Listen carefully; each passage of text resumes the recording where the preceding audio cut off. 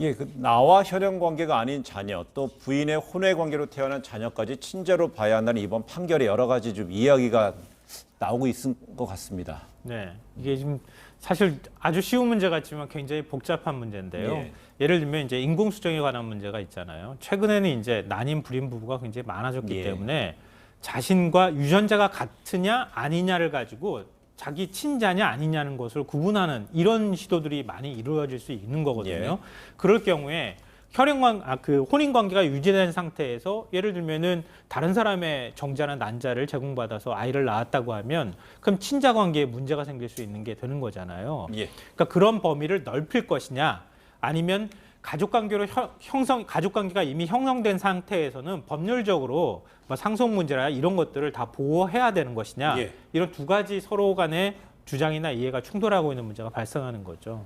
그렇습니다. 좀 전에 그 김평로 얘기한 대로요. 자녀의 입장도 고려해야 되고 기존의 지금 가족 제도를 안정적으로 유지해야 된다는 측면도 무시하지 못하는 거 아닌가요? 네, 맞습니다. 이게 첫째 아이와 둘째 아이의 결론이 좀 달라요. 첫째 아이 같은 경우에는 인공수정을 하면서 남편이 동의를 했다는 것이죠. 동의를 했을 때는 이미 친생추정의 법칙을 적용하는 것에 대해서 남편도 동의를 했다. 이것을 나중에 부인할 수는 없다는 것이고 둘째 아이 같은 경우에는 법원이 굉장히 의미 있는 판단을 했습니다. 유전자만으로 우리나라의 가족을 결정할 수는 없다. 이 남편과 아내가 이미 이 아이를 우리 가족으로 받아들이는 순간 가족은 안정적으로 유지해야 되는 것이 법이 보호하는 것이다라고 하면서 유전자만이 가족을 결정하는 것은 아니다. 이렇게 판단을 내렸습니다.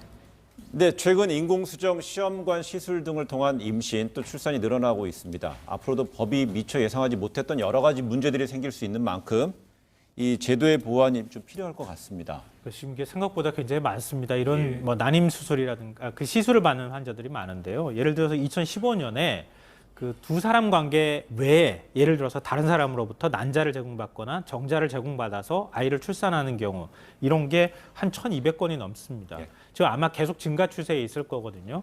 이럴 경우에 법률적으로 그러면 어떻게 친자를 규정할 것이냐 이런 문제가 계속 사회적인 숙제로 남아있게 될 것 같고요. 그런 문제들을 법률적으로 해결할 수 있는 방법들 중에서 하나가 거론되는 것이 제3자 정자 제공 은행이라든가 이런 방식으로 뭔가를 한 번 더 거치면서 법률적인 어떤 관계를 정리해주고 예. 그런 아이를 낳을 수 있도록 하는 그런 방식들도 좀 법률 규정에 둬야 된다라고 하는 의견이 나오고 있습니다. 예.